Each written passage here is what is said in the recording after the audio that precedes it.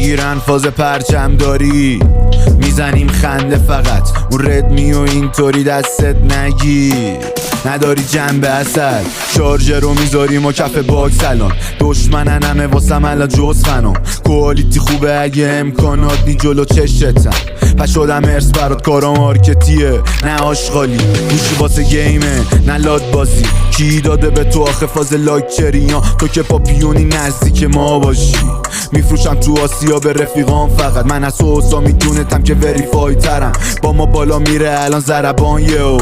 بهتره بزنی تو تریاج قدم. گنگم بدون گوشی الان من گنگم تو صف گوشیت. بدون شارژر بدون دوربین روال کارا شمام تو قوطی.